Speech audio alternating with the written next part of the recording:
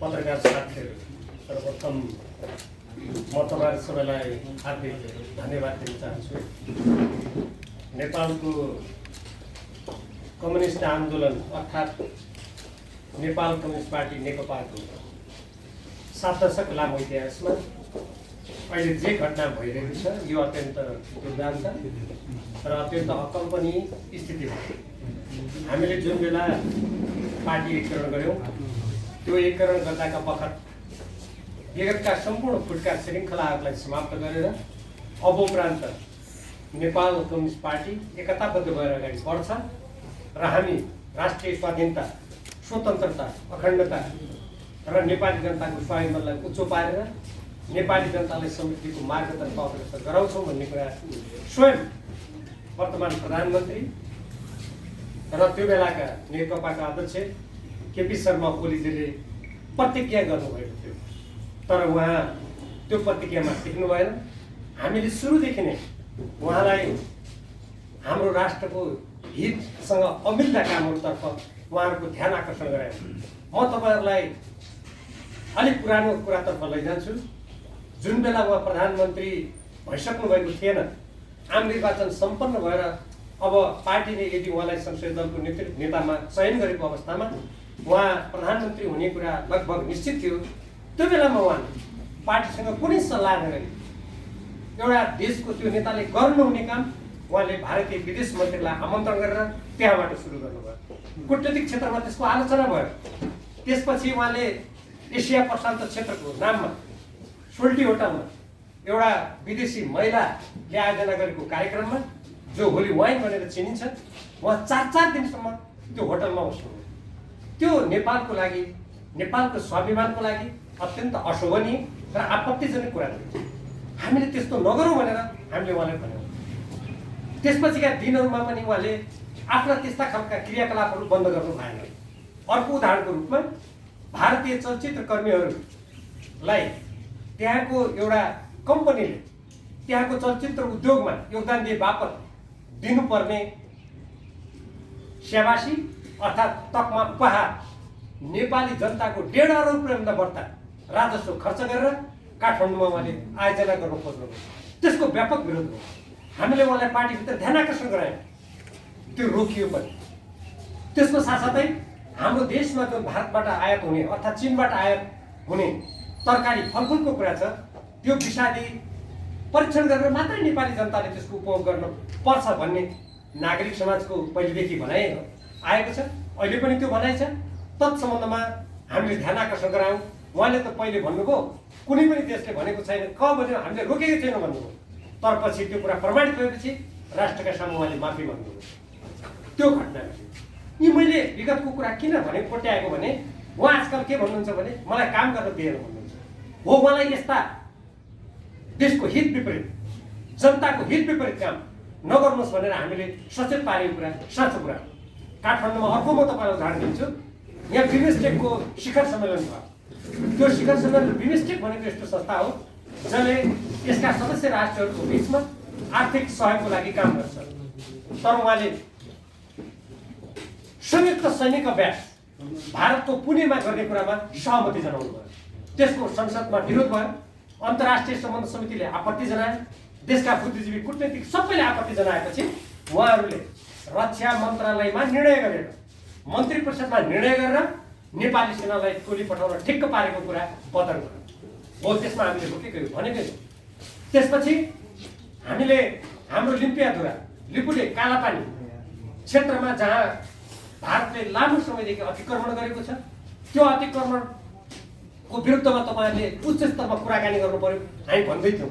किनभने भारतले पहिले त्यहाँ आफ्नो सुरक्षाकर्मी त राखेकै थियो। त्यसपछि उसले आफ्नो देशको राजनीतिक नक्सामा त्यो ठाउँलाई फेरि समावेश गर्यो। त्यसको विरुद्ध नेपालमा सशक्त आवाज उठ्यो र नेपालको नक्सा प्रकाशित गर्नुपर्छ भनेर हामी सबैले आवाज उठायौँ। सञ्चारकर्मीले आवाज उठाउनु, देशका देशभक्त नागरिकले कुरा उठाउनु। तर उहाँले त्यो नक्सा प्रकाशित गर्न मान्नु भएन। तर जब पछि भारतीय रक्षा मन्त्रीले हाम्रो त्यो ठाउँलाई अझ बढी अतिक्रमण हुने गरेर उहाँले कथित जब सडक उद्घाटन गर्नुभयो, उहाँले त्यो विरोध टेक्न सक्नु भएन। संसदमा कुरा उठ्यो, अन्तर्राष्ट्रिय सम्बन्ध समितिमा कुरा उठ्यो। जनताले व्यापक रूपमा आवाज उठाएपछि उहाँ त्यसपछि म नक्सा प्रकाशित गर्छु भनेर बाध्य हुनुभयो। त्योभन्दा अगाडि उहाँले संसदमा भाषण गर्नुभएको कुरा म यहाँलाई जानकारी गराउँछु। तपाईँहरूले त्यस सम्बन्धी समाचार सम्प्रेषित पनि गर्नुभएको छ। उहाँले संसदको रोस्टरमा उभिएर भन्नुभयो नक्सा किन प्रकाशित गर्ने, भूमि ल्याउने हो नि भनेर उहाँले त्यसको प्रतिवाद गर्नुभयो। अनि आजकल म भन्नुहुन्छ मैले नक्सा प्रकाशित गरेको हुनाले मलाई सरकारबाट हटाउनु खोजियो। एउटा देशको प्रधानमन्त्रीले यस्तो गैर जिम्मेवार तथ्यहीन कुरा बोल्न सक्नु हुँदो रहेछ भन्ने कुराको कल्पना पनि गर्न सकिँदैन। नक्सा त हामीले उहाँलाई बाध्य पारेर प्रकाशित गऱ्यौँ, तर के भयो त्यसपछि शिक्षा मन्त्रालय पाठ्य विकास केन्द्रले हाम्रो सिमाना कहाँ कहाँ मिचिएको छ भन्ने अत्यन्त राम्रो पुस्तिका प्रकाशित गर्यो। हाम्रो लिम्पियादुरा कालापानी लिपुलेख मिचिएको बारेमा जानकारी गराउने र त्यो हाम्रो विद्यालयमा शिक्षण संस्थाहरूमा सन्दर्भ सामग्रीको लागि उपयोगी हुन्छ भनेर संसारमा सिमानाको सम्बन्धमा कस्तो अवधारणा छ, कस्तो अन्तर्राष्ट्रिय मान्यता छ, हाम्रा कहाँ कहाँ सिमाना मिचिएका छन्, हाम्रो 10 गराको स्थिति के छ भनेर हाम्रा शिक्षण संस्थाहरूमा समेत आउने पुस्ताले जानकारी पाओस्, आजको पुस्ताले जानकारी पाओस् भनेको किताबलाई रातारात उहाँले सम्बन्धित मन्त्रीलाई दबाब दिएर त्यो पुस्तक रोक्न लगाउनु। म यहीँबाट प्रश्न गर्न चाहन्छु, यदि हामीले नक्सा उहाँले आफै निकालेको थियो भने हाम्रो पार्टीको सचिवालयले केन्द्रीय कमिटीले उहाँलाई किन दबाब दिनु परेको होला र निकाल्नुभयो, हामीले धन्यवादै दियौँ। त्यसपछि त्यो हाम्रो सिमाना मिचिएको हाम्रो यथार्थ कुरा निक्लेको पुस्तिकामा उहाँले प्रतिबन्ध किन लगाउनु। त्यसकारण म पत्रकार साथीहरू मार्फत हाम्रो सिधीले सञ्चालन गर्ने रिपोर्ट्स क्लबको यो लोकप्रिय कार्यक्रम मार्फत म सम्पूर्ण देशभक्त नेपालीहरूलाई, लोकतन्त्रमा विश्वास गर्ने नेपालीहरूलाई यो कुराको स्मरण गराउन चाहन्छु। उहाँले नक्सा प्रकाशित गर्न चाहनै भएको थिएन, बरु अहिले हामी कूटनीतिक क्षेत्रमा, राजनीतिक विश्लेषणको क्षेत्रमा हामीले के शङ्का गरेका छौँ भने हाम्रो लिपुलेख लिम्पियादुरा कालापानी क्षेत्र भारतले फिर्ता गर्नुपर्छ भनेर नेपालमा सशक्त आवाज उठ्ने भयो, संसदमा आवाज उठ्ने भयो। नेपाल कम्युनिस्ट पार्टीको केन्द्रीय कमिटी त्यसमा एक ढिका भएर उहाँको गुटमा विश्वास गर्ने मान्छे बाहेक अरू सबैले आवाज उठाउने भयो भनेर हाम्रो संसद विघटन गर्ने, हाम्रो आवाजलाई दबाउने र हाम्रो त्यो अतिक्रमण क्षेत्रमा अब हामीले केही पनि गर्न नसक्ने षड्यन्त्रको अङ्ग त होइन भन्ने कुरा आज कूटनीतिज्ञहरूले विश्लेषण गरेका छन्। यसको ज्वलन्त उदाहरणको रूपमा उहाँ देशको प्रधानमन्त्री, उहाँले रातारात भारतीय गुप्तचर प्रमुखलाई बोलाएर, सामन्तलाई बोलाएर उहाँले राति 12 बजे देशको शिर निहुर्ने गरेर संसारमा कुनै पनि देशको प्रधानमन्त्रीले गर्न नहुने काम गरेर उहाँले त्यहाँ के साउथी गर्नुभयो भन्ने कुरा अहिलेसम्म गोप्य छ। त्यसको उहाँले कुनै संस्थाको जानकारी गराउनु भएन। हामीले पार्टीमा माग गऱ्यौँ, संसदको समितिमा माग गऱ्यौँ, तर उहाँले भन्नु भएन। त्यसको साथसाथै उहाँले परराष्ट्र मन्त्रीलाई अमेरिका पठाउनुभयो। अमेरिका पठाएर नेपालका परराष्ट्र मन्त्रीले अमेरिकाको परराष्ट्र मन्त्रीलाई भेटेर के न काम गर्यो, यो उचाइमा पुग्यो। उहाँहरूले एउटा शब्द भन्नुहुन्छ जहिले पनि जनतालाई झुक्क्याउने गरी, सम्बन्ध उचाइमा पुग्यो। के हो त्यो उचाइ भनेको? उचाइ भनेको के थियो त भने अमेरिकाको होमल्यान्ड सिक्युरिटी भन्छ जसलाई, अर्थात् घरेलु सुरक्षा, जहाँ जो सैनिक नै हो, अनि त्योलाई नेपालमा भित्राउने गरेर उहाँहरूले पार्टनरसिप एग्रिमेन्टलाई अगाडि बढाउनु। हामीले संसदको अन्तर्राष्ट्रिय सम्बन्ध समितिमा परराष्ट्र मन्त्रीलाई बोलाएर भन्यौँ तपाईँहरूलाई गोप्य सम्झौता गर्ने अधिकार छैन, नेपालको संविधान बमोजिम पनि तपाईँहरूले त्यो पार्टनरसिप एग्रिमेन्टका कागजपत्र यहाँ पेश गर्नुहोस् भनेर अन्तर्राष्ट्रिय सम्बन्ध समितिका सभापतिजीले परराष्ट्र मन्त्रीलाई पत्राचार गर्नुभयो, तर पनि उहाँले दिनु भएन। हामी जति बेला गत माघ महिनामा नेपाल कम्युनिस्ट पार्टी नेकपाको दोस्रो केन्द्रीय कमिटीको बैठक बसेर कार्यदल गठन भयो, त्यसको प्रमुख पूर्व प्रधानमन्त्री तथा हाम्रो पार्टीका वरिष्ठ नेता झलनाथ खनालजी हुनुहुन्थ्यो, म स्वयं सदस्य थिएँ र परराष्ट्र मन्त्री प्रदीप ग्यावालीजी सदस्य हुनुहुन्थ्यो। हामीले पटक पटक परराष्ट्र मन्त्रीलाई भन्यौँ तपाईँले गरेको त्यो साझेदारी सम्झौता अर्थात् पार्टनरसिप एग्रिमेन्ट भनेको थियो, त्यसका कागजात दिनुहोस्, तर उहाँले कहिले दिनु भएन। कहिले भन्नुभयो रक्षा मन्त्रालयसँग छ, कहिले भन्नुभयो त्यो खोज्नुपर्छ, कहिले भन्नुभयो दिउँला। म सम्पूर्ण देशभक्त नेपालीहरूलाई, तपाईँ पत्रकार साथीहरू मार्फत आह्वान गर्न चाहन्छु, यो सरकारका प्रधानमन्त्री केपी शर्मा ओलीजीले नेपालको संविधान विपरीत, नेपालको स्वतन्त्र परराष्ट्र नीति विपरीत अमेरिकासँग गरेको साझेदारी सम्झौता के हो त्यो दिनु पर्यो। म खास गरी ऋषिजी हाम्रो यस्ता कुराहरू खोतल्नुहुन्छ धेरै, उहाँ मार्फत तपाईँहरूले पनि धेरै कुराहरू थाहा पाउनुहुन्छ। यो साझेदारी सम्झौता देशभक्त नेपालीहरूले माग गरेका छन्, मैले उहाँहरूको जुन आवाजलाई मुखरित गरेको छु। यी मैले घटनाक्रम किन बताएको भने उहाँका वरिपरि बस्नेहरू, उहाँ स्वयं के भन्नुहुन्छ भने मलाई काम गर्न दिएर अरू काम गर्न नदिएको होइन, उहाँलाई यस्तै राष्ट्रिय हित विपरीत, नेपाली जनताको हित विपरीत गर्ने काममा हामीले खबरदारी अवश्य गरेका हौँ, तर अरू सरकारको काममा उहाँलाई के चाहिँ हामीले गर्नु दिएनौँ। उहाँले के राम्रा काम गर्नु खोजेर दिएनौँ हामीले। उहाँले रेल ल्याउँछ भन्नुभयो, हामीले विरोध गरेका छौँ। यद्यपि त्यो रेल अहिले कात्रो ओढाएर राखेको छ। तपाईँले संसारमा कोही त्यत्रो करोडौँ रुपियाँ लगानी गरेको रेल, त्यसका कतिपय फलामहरू आज चोरी हुँदैछन्, कात्रो ओढाएर राखेको देख्नु भएको छ। उहाँले के गर्नुभयो त्यो रेल ल्याएर कात्रो ओढाएर? हाम्रो करोडौँ करोड रुपियाँ दिनदिन कुनै चोरी भएर बगेर गइरहेको छ। हामीले रोके तैपनि हामीले रोकेनौँ। उहाँले जहाज चलाउँछु भन्नुभयो, हामीले के विरोध गर्यौँ?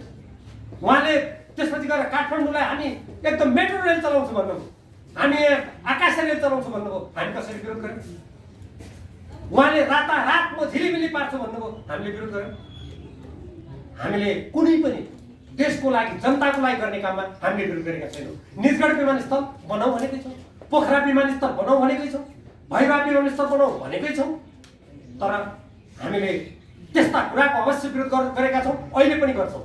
भविष्यमा देशभक्त नेपालले गरिरहनेछन् जो नेपालको स्वतन्त्र परराष्ट्र नीति विपरीत छ, राष्ट्रघाती छ, जनघाती छ, संविधानको विरुद्धमा छ, लोकतन्त्रको विरुद्धमा छ। ती कुरा त गर्नै पर्यो नि। अब म यसमा लोकतन्त्र जोड्न चाहन्छु। मेरो हातमा नेपालको संविधान छ। यद्यपि यो नेपालको संविधान प्रत्येक नेपालीले पढेका छन् भन्ने मलाई विश्वास छ। उहाँले हठात प्रतिनिधि सभा विघटन गर्नु, उहाँले संविधानको धारा 76 बमोजिम विघटन गरेको भनेर भन्नुभएको छ। धारा 85 पनि उहाँले उल्लेख गर्नुभएको छ। यो धारा संविधानको धारा 76 मा नेपालको प्रधानमन्त्रीले प्रतिनिधि सभा विघटन गर्ने कतै पनि अधिकार छैन। म चुनौतीका साथ केपी शर्मा ओलीजीले राम्ररी सुन्ने गरी भन्न चाहन्छु, यदि उहाँले जुन विगतमा मैले जेल परे, म राजनीतिकमा एकदम मैले जे बोले त्यो हुन्छ भनेर उहाँ भनिरहनु भएको छ, हामीले पनि सम्मान गरेकै थियौँ।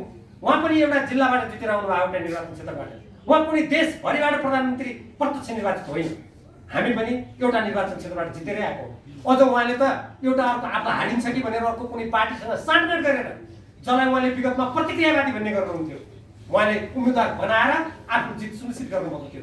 त्यहीबाट मलाई अलिकति शङ्का लागेको थियो, उहाँमा अलिक बदलुपता छ कि उहाँ पदको लागि अहिले विपक्षी अर्को राजनीतिक दलको मान्छेलाई उम्मेदवार बनाएर चाँजोपाँजो मिलाउने, कतै भोलि भविष्यमा धोका दिनुहुन्छ कि भन्ने त भित्र मनमा त परेको थियो। तर यति हदसम्म, यति गर्जी व्यवहार काम, यति संविधान विरोधी, नेपाली जनताको जनमत विरोधी काम उहाँले गरिहाल्नु होला भन्ने कुरा कल्पना गरिएको थिएन। यो संविधानको धारा 76 को जुन उहाँले हवाला दिनुभएको छ, यो संविधानको धारा 76 ले उहाँलाई संविधान बमोजिम प्रतिनिधि सभाको विघटन गर्ने अधिकार छैन। जति बेला हामीले संविधान निर्माण गर्यौँ, म संविधान मस्यौदा समितिको सदस्य, हामीले संविधान निर्माण गर्दा उहाँ समेत उपस्थित भएको बैठकमा उहाँले समेत नेपालमा धेरै राजनीतिक अस्थिरता भयो, एउटा कुनै प्रधानमन्त्रीलाई सनक चढ्यो भने जनतालाई करोडौँ करोडौँ रुपियाँ घाटा पारेर, राष्ट्रलाई अप्ठ्यारो पारेर संसद विघटन गर्ने प्रचलनलाई रोक्नुपर्छ, त्यसकारण प्रधानमन्त्री यो अधिकार दिनुहुन्न भन्ने स्वयं त्यति बेलाका संविधान सभाका सदस्य केपी शर्मा ओली पनि हुनुहुन्थ्यो। आज उहाँको त्यो वचन कहाँ? मलाई कहिलेकाहीँ पत्रकार साथीहरूको बिचमा देशवासीको अगाडि उभिएर यो कुरा भन्नुपर्दा अप्ठ्यारो पनि लाग्छ। त्यही संविधान सभाका अध्यक्ष जस्ता भएका व्यक्ति, त्यही संविधान सभामा मस्यौदामा रहेका कतिपय व्यक्तिहरू जसले मलाई उहाँहरूका अभिलेखहरू यदि सुरक्षित राखिएको छन् भने, यदि कतै त्यसका वृत्त चित्रहरू राखेका छन् भने त्यहाँ बोलेको कुरा तपाईँहरू हेर्न सक्नुहुन्छ खोजेर।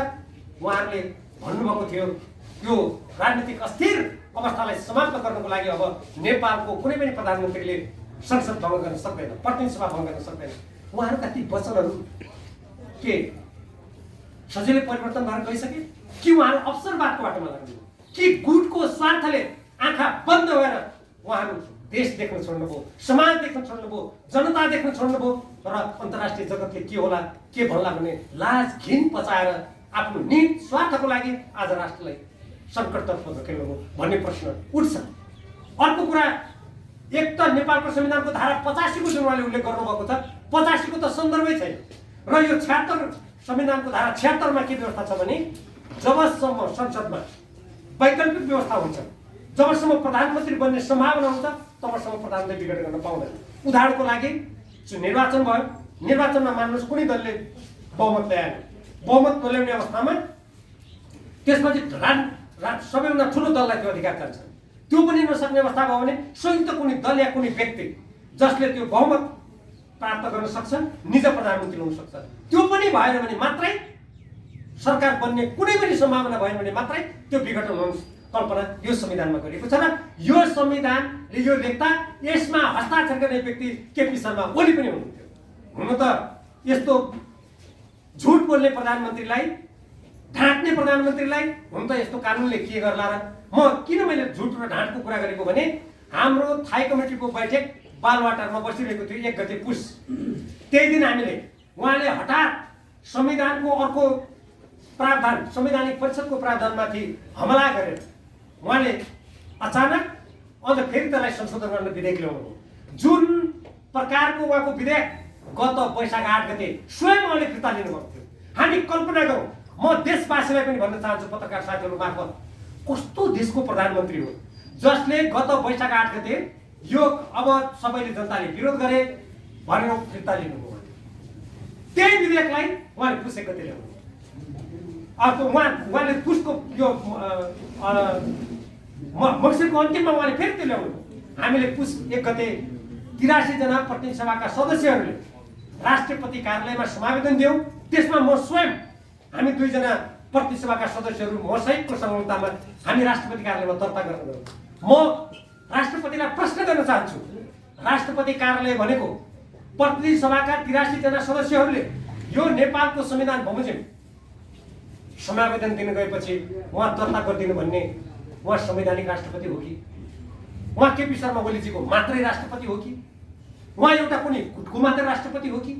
या उहाँले हाम्रो समावेदन दर्ता गर्नु पर्थ्यो? यो नेपालका कानुनविदहरू, पत्रकार साथीहरू, लोकतन्त्रमा विश्वास गर्ने नेपाली जनता, देशभक्त नेपाली जनताले उहाँलाई सोध्न पर्छ। म 6 घण्टा हामीहरू त्यहाँ बस्यौँ। तर त्यही दिन पुस 1 गते बालवाटारमा नेकपा, नेपाल कम्युनिस्ट पार्टी नेकपाको थाई कमिटीको बैठक बसिराखेका हुनाले त्यो बैठकलाई प्रधानमन्त्रीले भन्नुभयो, अब म अध्यादेश फिर्ता लिन्छु, प्रतिनिधि सभा विघटन पनि म गर्दिनँ, अब पार्टीसँग सहमति गरेर काम गर्छु। त्यसकारण तपाईँहरूले त्यहाँ 2 जना जो हाम्रो थाई कमिटीका सदस्य, प्रतिनिधि सभाका सदस्य जानुभएको छ, उहाँहरूलाई फिर्ता बोलाउनु पर्यो भन्नु उहाँले भन्नुभयो। उहाँले मलाई समेत फोन गर्नुभयो, तपाईँ फिर्ता हुनुहोस् भनेर। मैले भने मैले फिर्ता किन हुने? म फिर्ता यदि मलाई चाँडै फिर्ता हो भने, तपाईँको भनाइ हो भने राष्ट्रपतिजीलाई तपाईँले फोन गरेर तुरन्त दर्ता गर्नु अनि उहाँहरू आउनुहुन्छ भन्नुहोस् तपाईँ भनेको थिएँ मैले। उहाँले कसको इजाजतले तपाईँ जानुभयो भन्नुभयो। अनि मैले भने यो जनताको इजाजतले। तपाईँले कसको इजाजतले यो अध्यादेश ल्याउनु हो? त्यही संविधानको इजाजतले आएको हो भने। तर पछि थाई कमिटीमा उहाँले वचनबद्ध, त्यत्रो थाई कमिटीमा र उहाँका वरिपरि बस्ने जसका उहाँका गुटका बनेका कि साथीहरू जो हिजो संविधान सभामा समेत हुनुहुन्थ्यो, उहाँहरूले त्यो थाई कमिटीको बैठकमा अब अध्यादेश प्रधानमन्त्री फिर्ता लिनुहुन्छ, प्रतिनिधि सभा विघटन हुन्न भन्ने कुरा सर्वसम्मतले निर्णय गरेपछि अनि त्यो कुरा हामीलाई बालवाटारबाट हाम्रा पार्टीका अध्यक्षले हामीलाई भनेपछि हामी त्यहाँबाट फर्किएका हौँ। अब म प्रश्न गर्न चाहन्छु र म पत्रकार साथीहरू मार्फत उहाँलाई पनि सोध्न चाहन्छु, म नेपाली जनतालाई न्याय गर्नको लागि आह्वान पनि गर्न चाहन्छु। अनि कस्तो देशको प्रधानमन्त्री हो त्यत्रो बैठकमा निर्णय गरेको विपरीत उहाँले प्रतिनिधि सभा भङ्ग गर्नु? देशलाई हाँक्छु, म देशको नेता हो, म सत्य निष्ठासँग काम गर्नेछु भनेर यो संविधानलाई साँच्चै राखेर प्रतिज्ञा गर्ने मान्छेहरूको बोली यस्तै हुन्छ, यस्तै झुट बोल्छन्, यस्तै ढाँट छल बोल्छन्। उहाँको मैले एउटा भाषण सुने, ढाँट गर्ने, छल गर्ने, छल कपट गर्ने।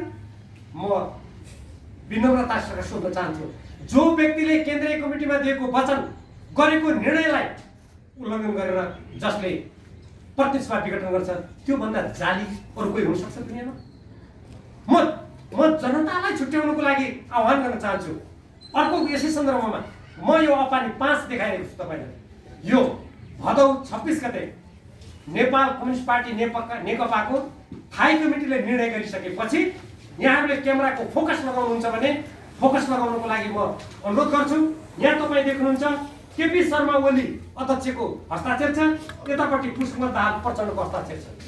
तपाईँहरूले टेलिभिजन क्यामेरालाई अलिकति यसमा केन्द्रित गर्नुभयो भने तपाईँ हस्ताक्षर देख्न सक्नुहुन्छ।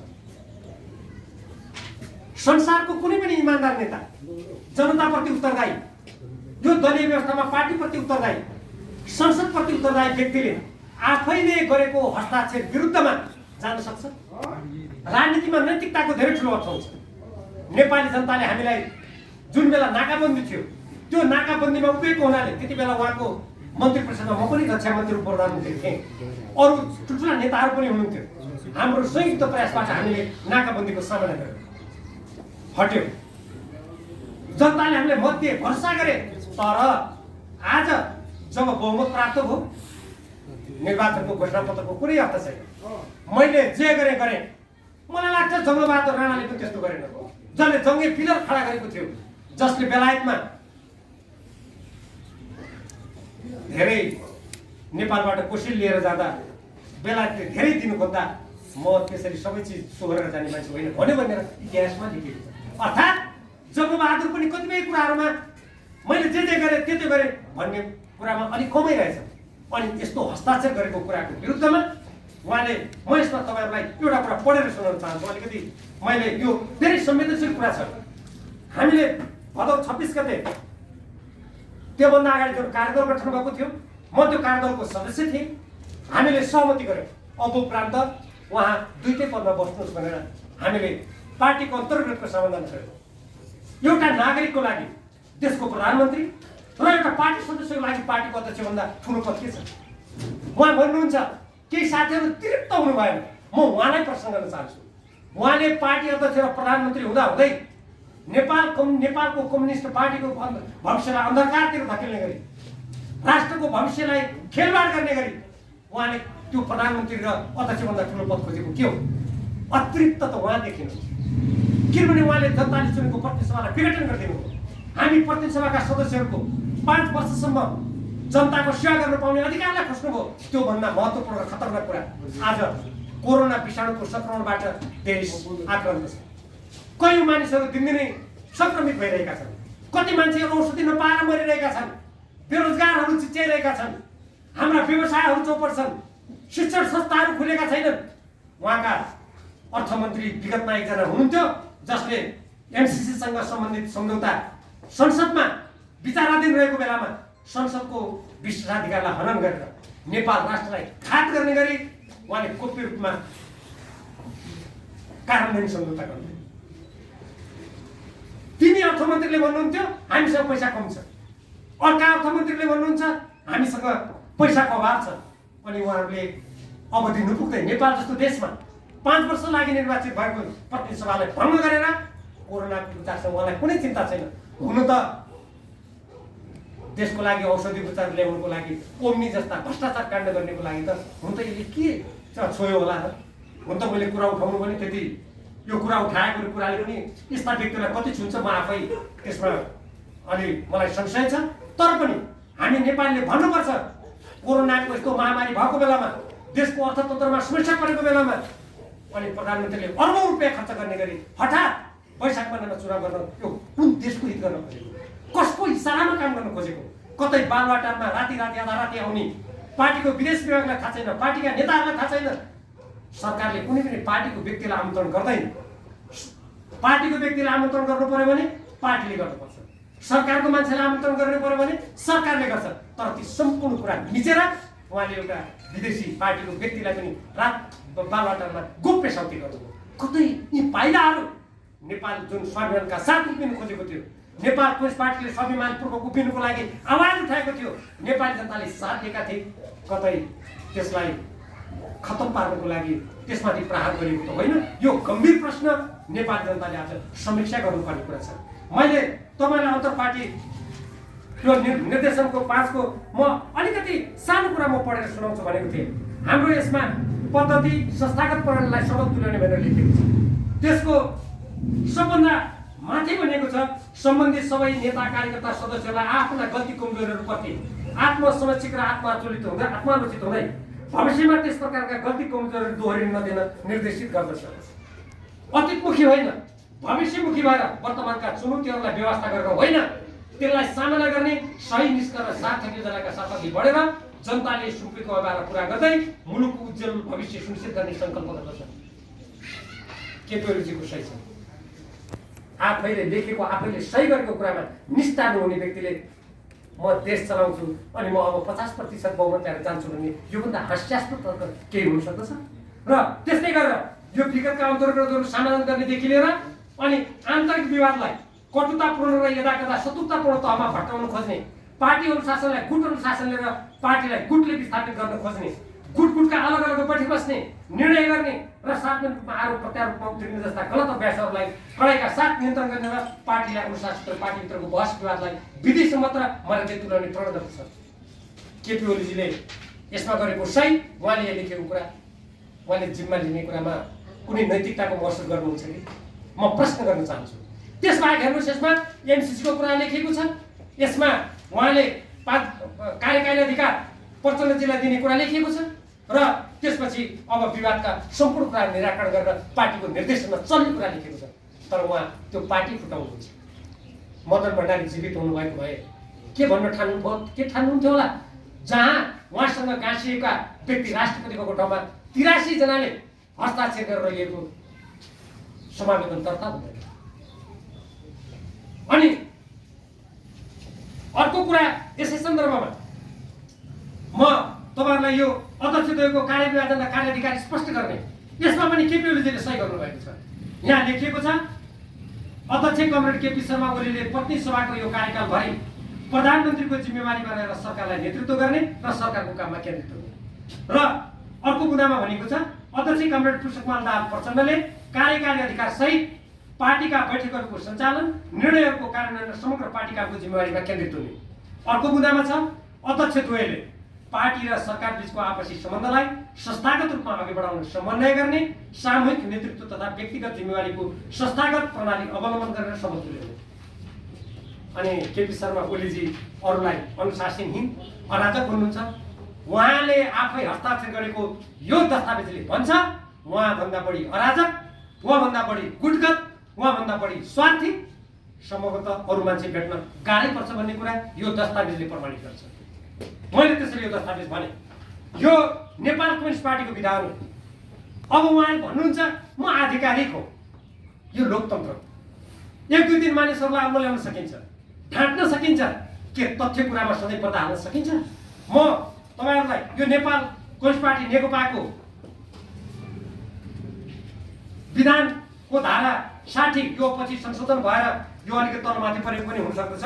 त्यो चाहिँ मैले यो यसको जुन छापिएको प्रतिबाट अहिले मैले तपाईहरुलाई पढेर सुनाउन खोज्दैछु। बैठकहरू नियमित हुनुपर्छ भन्ने धारा 59 मा छ। उहाँले कहिले पनि बैठक बोलाउन मान्नु भएन।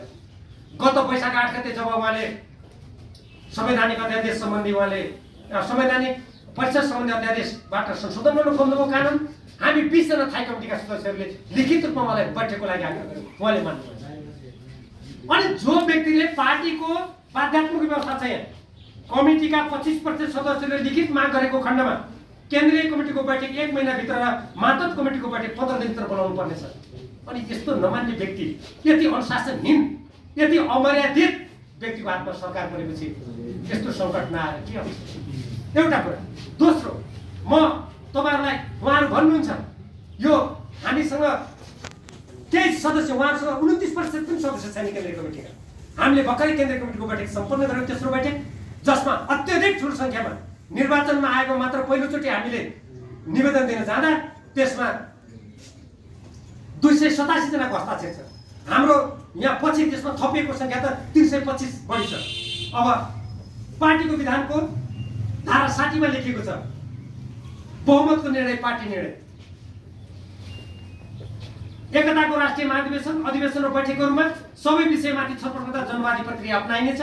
निर्णय प्रक्रियामा मत विभाजन भएमा बहुमतको निर्णय पार्टी निर्णय हुनेछ।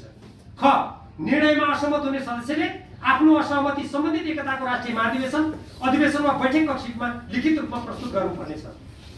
फरक मत प्रस्तुत गर्ने सदस्यले छलफल गर्न चाहेमा छलफल गर्न सकिनेछ। अनि पार्टीको विधान नमान्ने व्यक्तिले देशमा कानुनी शासनको स्थापना गर्नुहुन्छ भनेर आश गर्नु त बेकार, व्यर्थ यो। तैपनि प्रधानमन्त्रीको पदमा बसिसकेपछि त्यो पद कुनै व्यक्ति विशेषको गुटको हुन सक्दैन, त्यो कसैको व्यक्तिगत लहरमा हुन सक्दैन। निजले देशको संविधान अनुसार चल्नुपर्छ, कानुन अनुसार चल्नुपर्छ, पार्टीको नेतृत्व गरेपछि पार्टीको विधान अनुसार चल्नुपर्छ।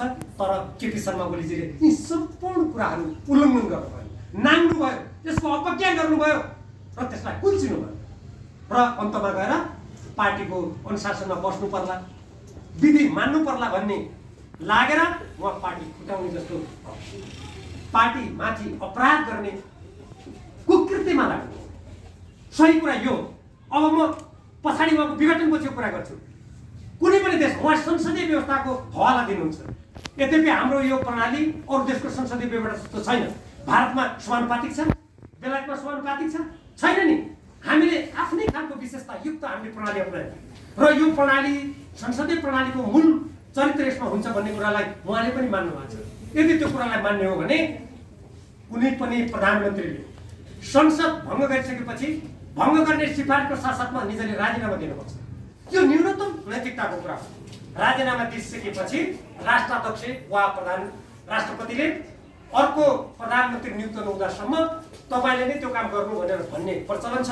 विगतमा गिरिजाप्रसाद कोइरालालाई पनि त्यही भनेको थियो, अरू विघटनमा जानेहरूलाई पनि त्यही भनेको थियो। त्यसपछि मन्त्री परिषदमा विस्तार हुँदैन, राष्ट्रलाई दीर्घकालीन प्रभाव पार्ने कुराको काम गर्न पाइँदैन। तर केपी शर्मा ओलीजी उहाँ मन्त्री परिषद गठन गर्दा कुनै मन्त्रीलाई थाहा दिनुहुन्न। मैले विशेष सूत्रबाट थाहा पाए अनुसार अहिले मन्त्री भएका कुनै पनि व्यक्तिलाई के मन्त्री हुँदैछ भन्ने पनि थाहा छैन, को हुँदैछन् अरू भन्ने पनि थाहा छैन। हुँदा उहाँले मन्त्री बनाइसकेपछि बसेको मन्त्री परिषदको बैठकमा मैले सुने अनुसार एकजना मन्त्रीले भन्नुभएछ, अरू त कोही बोलेनछन्, होइन यो मन्त्री परिषदको यत्रो परिवर्तन हुँदा तपाईँ यो मन्त्रालयबाट यो मन्त्रालयसँग सर्दै हुनुहुन्छ भन्ने समेत नथाहा पाउने यो कस्तो हो भनेर एकजनाले बोल्नुभएछ। त्यसको कुनै जवाफ दिनुभएन। अर्को कुरा मैले सुनेको छु, कानुन मन्त्री परिवर्तन गरिएको छैन। यो एकदम संवेदनशील कुरा छ। यसको म पत्रकार जगतलाई, नेपालको हित चाहने सम्पूर्ण नेपालीलाई अनुसन्धान गर्न विशेष अनुरोध गर्दछु। एनसिएलले 70 अर्ब रुपियाँभन्दा बढ्ता कर तिरेको छैन र त्यो कर सम्बन्धी मुद्दा अहिले अमेरिकाको वासिङटनमा अन्तर्राष्ट्रिय मध्यस्थ अदालतमा चलिरहेको छ। सबभन्दा पहिले त अहिले अमेरिकाको राजदूत भएका युवराज खतिवडाजीले अर्थमन्त्रीको हैसियतबाट त्यो एनसिएलको विरुद्धमा मुद्दा चल्न नदिनुको लागि उहाँले विभिन्न निकायलाई दबाब दिएको कुरा मैले सुनेको छु। कान्तिपुर पत्रिकामा पनि प्रकाशित भएको छ। र अहिले भर्खरै कानुन मन्त्रीबाट हटाइएका मन्त्रीजीले यसमा त कारबाही गर्नुपर्छ, यो त राष्ट्रघाती काम हुन्छ। 70 अर्ब रुपियाँको कुरा प्रतिरक्षा नगर्ने हो भने योभन्दा ठुलो राष्ट्रहित विरुद्धको काम गर्नु सक्दैन भनेर उहाँले अडान लिनुभएको थियो भने मैले सुनेको छु। उहाँले त्यो अडान लिनुभयो भनेर उहाँलाई कानुन मन्त्रीबाट हटाइएको छ। यसमा युवराज खतिवडाले अमेरिकाको निजलाई राजदूत बनाउनुको उद्देश्य पनि त्यही नै हो र निजले यो एनसिएल सम्बन्धी मुद्दा खतम पार्नुपर्छ, यो मुद्दामा बहस गर्नु हुँदैन, प्रत्युत्तर पठाउनु हुँदैन र यहाँ अहिलेको कानुन मन्त्रीले राष्ट्रिय हितमा प्रतिरक्षा गर्नुपर्छ भनेकोले तिनलाई नहटाउँदासम्म यहाँ नेपालबाट बाधा हुने भयो भनेर यो रातरात हटाइएको छ। यसलाई हटाउने काममा निज युवराज खतिवडाको अर्बौं रुपियाँमा नेपाललाई घाटा पुर्याउने जुन दुराशययुक्त चलखेल हो, त्यो चलखेलमा प्रधानमन्त्री केपी शर्मा ओलीले ठप्पा लाउनु भएको छ भन्ने धेरैको भनाइ मैले सुनेको छु। पत्रकार साथीहरूले खोज गर्नुहोला, अनुसन्धान गर्नुहोला। र यसरी हाम्रो पार्टीको विधान, हाम्रो पार्टीका निर्णयहरू र नेपालको संविधानमाथि उहाँले कुठाराघात गर्नुभएको छ र नेपालमा फेरि राजनीतिक अन्यल, अनिश्चय, द्वन्द्वको उहाँले सिर्जना गर्नुभएको छ। संवैधानिक निकायहरूको नियुक्ति हेर्नुहोस्, 6 मिनेट अगाडि प्रतिनिधि सभा विघटन हुनुभन्दा 6 मिनेट अगाडि संसदमा नामावली पठाइएको छ। यो लोकतन्त्रमा विश्वास गर्ने कुनै प्रधानमन्त्री, कुनै नेताबाट यस्तो हुन्छ भन्ने कसैले कल्पना गर्न सक्छ? यो आपत्तिजनक छ। अब अर्को कुरा, ऐन अदालतमा मुद्दा परेको छ। यदि यो नेपालको संविधानको सम्मान गर्ने हो भने, नेपाली जनताले बगाएको रगत पसिना नेपालको राष्ट्रिय हितको सम्मान गर्ने हो भने प्रथम दृष्टिमा नै यो प्रतिनिधि सभाको विघटन बदर भएको छ। यसको लागि कुनै ठुलो न्यायाधीश हुनु पर्दैन। निर्वाचन आयोगमा जहाँसम्म दर्ता गर्ने कुरा छ, जुन पार्टीको केन्द्रीय कमिटीमा 441 जना सदस्य थिए त्यसमध्ये कोही संवैधानिक निकायमा नियुक्ति भएर, राजदूत नियुक्ति भएर, कसैको मृत्यु भएर जम्मा 434 सदस्य बाँकी छन्। 434 सदस्य मध्ये 287 को त त्यहाँ नामै उल्लेख भइसकेको छ। अनि त्यसलाई थप हामी पठाउँदैछौँ। अनि यो कस्तो लोकतन्त्र होला जहाँ यो मेरो पार्टी आधिकारिक हो, हामी बहुमत छौँ भने भनिरहनु पर्छ कि त भन्नु पर्यो अब केपी शर्मा ओलीले यो देशलाई लोकतन्त्र होइन। जसरी उहाँले त्यति बेला गणतन्त्रको विरुद्धको लडाइँमा, म त्यति बेला कारागारमा थिएँ, माधव कुमार नेपाललाई थुनिएको थियो नुवाकोटमा लगेर, अरू कयौँ नेताहरू भूमिगत हुने अवस्था थियो। त्यो बेलामा गणतन्त्रको पक्षमा सक्रियतापूर्वक लाग्ने नेताहरू अरूै हुनुहुन्थ्यो, उहाँहरू बाहेक। अब कि त त्यतातिर जानु खोजे पाउनु पर्यो। त्यो हो भने त्यो देश जनतामाथिको गद्दारी हुन्छ। र हामी सम्पूर्ण नेपालीले आजको पुस्ता र भोलिको भावी पुस्तालाई कसैले अन्धकारतर्फ धकेल्न नसकोस् भनेर सजग हुनुपर्ने अवस्था छ। आज हाम्रो देश भारत र चीन जस्ता ठुला देशहरूको बिचमा छ। हामी संवेदनशील राजनीतिक अवस्थामा छौँ। आज वही केपी शर्मा ओलीजीले हो जसले विगतमा त्यो भारत र नेपालबिच प्रबुद्ध व्यक्ति समूह गठन गर्नुपर्छ भनेर मैले त भनेको थिएँ। यो अमल हुने कुरा हो, यो नगरौँ भनेको थिएँ मैले। हामी सोझै असमान सन्धि सम्झौता पुनरावलोकन गर्ने भनेर नेपालको संविधानमा लेखेको छ, हामी त्यहाँ जाउँ भनेको थिएँ मैले। तर उहाँले प्रबुद्ध समूह भन्नुभयो। आज कहाँ गयो त्यो प्रबुद्ध समूहको प्रतिवेदन? अनि उहाँहरू भन्नुहुन्छ हामीले उचाइमा पुग्ने सम्बन्ध, उचाइमा होइन। नेपालको स्वाभिमान, नेपालको जुन 2/3 जनताले किन मत दिएको त्यसलाई उहाँले अपमान गर्नुभएको छ। यो अपमानको विरोध गर्नुपर्छ। हामी प्रतिनिधि सभाको विघटनको सबले एक स्वरले यो अलोकतान्त्रिक, संविधान विरोधी, राष्ट्रहित विरोधी यो पाइलाको विरोध गर्नुपर्छ। यो नेपालको हितमा छैन भन्ने कुरा त्यसैले नेपाल कम्युनिस्ट पार्टी नेकपाले भनेको छ। हामीले निर्वाचन आयोगमा गएर पनि आफ्नो दाबी गरिसकेका छौँ। हामीले सम्बन्धित सबै निकायहरूलाई तपाईँहरूले देश र जनताको हितमा संविधानको रक्षाको लागि जुन शपथ खानुभएको छ सबैले त्यसको स्मरण गर्नुपर्छ भनेर हामीले राज्यका सबै निकायहरूलाई आफ्नो कर्तव्यबाट अहिले नेपाल कम्युनिस्ट पार्टी जो सरकारको नेतृत्व गरिरहेको थियो त्यस्तो अवस्थामा यहाँ विवाद भयो भन्दैमा कोही पनि कर्तव्यबाट विचलित नहुनुहोस् भनेर हामीले आग्रह गरेका छौँ। अन्तमा म पुनः स्वदेश र प्रवासमा रहनुभएका सम्पूर्ण लोकतन्त्रमा विश्वास गर्ने देशभक्त प्रतिनिधि सभाको विघटन जुन संविधान विपरीत छ, नेपालको राष्ट्रिय हित विपरीत छ, यो केपी शर्मा ओलीजीको गुटगत स्वार्थ, उहाँका एकदम निरङ्कुश स्वेच्छाचारी आचरण प्रवृत्तिको जुन उपज भएको छ यसलाई असफल पारिनुपर्छ। त्यसो भए मात्रै नेपालको आगामी दिनको राजनीतिक यात्रा त्यो अलिकति सहज होला। अन्यथा हामी कुन अन्धकारतिर धकेलिने भन्ने कुराको टुङ्गो छैन। म त्यसकारण पत्रकार साथीहरू मार्फत सबैलाई यसतर्फ गम्भीर भएर सोच्न र आफ्नो ठाउँबाट आवाज उठाउन पनि म आह्वान गर्न चाहन्छु। मैले